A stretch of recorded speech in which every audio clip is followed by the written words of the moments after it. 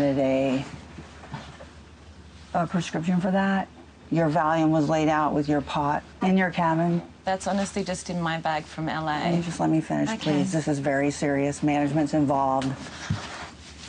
I have to do a disciplinary action. That's the moment Hannah Ferrier's 9-year yachting career ended, over a photograph her own roommate took of her belongings and texted to the captain. 5 seasons. The original chief stew of Below Deck Med. Fired in under 2 minutes. On camera, over anxiety medication she says was prescribed to her. But here's the detail almost nobody remembers, and it changes this entire story. Before that season ever aired, Hannah had already told reporters she was probably done with the show. She was planning to leave, on her own terms. Which means the most controversial firing in Bravo history didn't end Hannah Ferrier's career, it stole her ending. And to understand why that distinction destroyed her, you have to go back to a tiny island an hour north of Sydney, where a high school dropout was told she'd never amount to anything. I guess, like, you know, you only have so much time in your life to stay in touch with people. And people you film with are kind of like, not really like friends.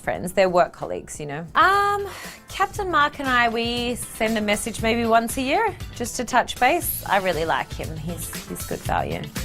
I didn't really think I knew what he was up to when I was working with him, let alone 3 years later. Hannah Ferrier grew up on a small island on the Hawkesbury River north of Sydney, the kind of place you leave by boat before you ever dream of working on one. She said she dropped out of high school and was written off early, told she wouldn't amount to much, so she went and built a life the boring way first. 6 years grinding in IT and telecom jobs. Then, in her 20s, one holiday to the south of France rewired everything. She saw the super yachts, walked away from the corporate ladder, and spent the next 6 years working charter seasons across France, Italy, Greece, the Caribbean, climbing from green stewardess to running entire interiors. So when Bravo came calling in 2015, they weren't casting a personality. They were casting a genuine chief stew with nearly a decade at sea, and it showed. From the very first charter in 2016, Hannah ran the Med the way Kate Chastain ran the original. Dry wit, dead-eye stare, total command of a table setting. For 5 seasons, she was the spin-off's only constant. Captains changed, crews rotated. Hannah stayed, but there was a cost to that iron exterior, and she was paying it in secret, off camera, from day one. Hannah, come up to the bridge now. Copy that. Hello. Hey. How you going? Good. Good. How was your day yesterday? Good. You had fun? Yes. Hey, I have seen everybody working but you this morning. Where have you been? I've been a bit ill. Are you okay? No, Sandy, I'm not. Okay. I didn't know you were ill. Why don't you tell me? Hannah has since admitted she hid her anxiety for her first 3 seasons of filming and called the effort of hiding it exhausting. She had a panic attack as far back as season 1 that she simply concealed. Think about that. The sharpest tongue on the boat was managing a mental health condition on a sleep-deprived floating workplace while cameras hunted for weakness. It finally broke through in season 3. During her romance with bosun Conrad Empson, viewers watched her hyperventilate and heard her say she was panicking because she was falling in love. Years later, on her own podcast, Hannah revealed the truth was almost the opposite. The anxiety had been building for over a week, and part of what was crushing her was that she wanted to end the relationship, but couldn't figure out how to break up with someone on camera, and couldn't explain her panic without talking about the cameras themselves. So she gave the show a storyline instead of the truth. That's how deep the performance went. And here's why all of this matters to the downfall. Hannah's anxiety was never a secret. It was a plotline. Bravo aired it. Fans praised her for it. She managed it like millions of people do, with medication prescribed by a doctor. Hold on to that. Because in season 5, the thing the show had turned into content became the thing that got her fired. What do I do? At this point, Hannah, with everything that's been going on with you, hyperventilating at 4 a.m. on the floor with Malia.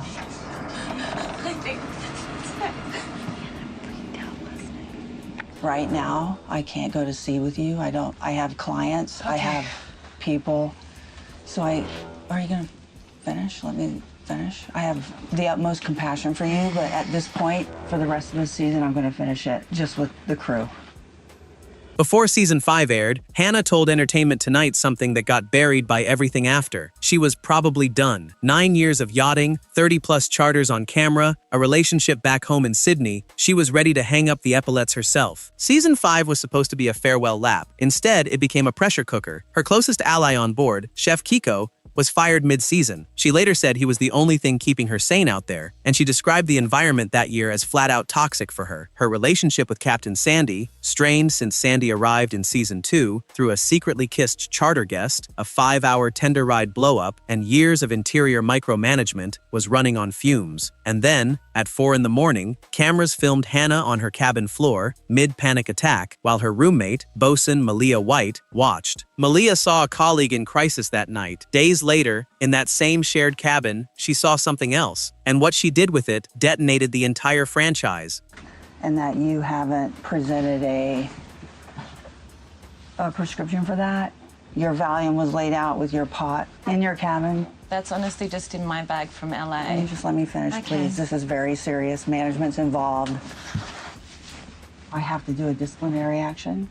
I want to follow the protocol, and we're going to go through this by the book. Okay. Okay?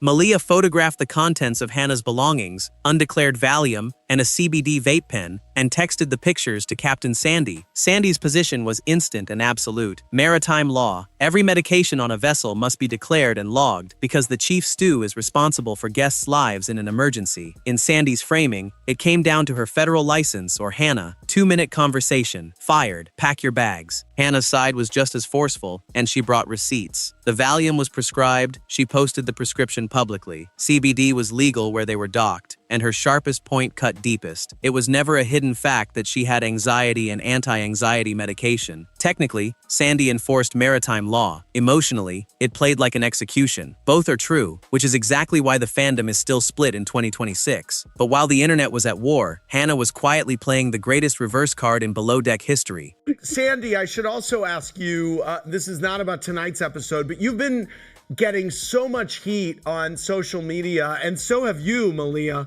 for how the whole Hannah dismissal went down. I mean, Malia, people think that you were pissed about the roommate situation, which is why you reported her to Sandy, and Sandy, they think that you were, let your dislike of Hannah of hate, which is really sad. But the reality is I didn't tell Hannah to behave that way. Honestly, it's a job, it's a real job, and I have to do what's right and follow maritime law, and I will never risk.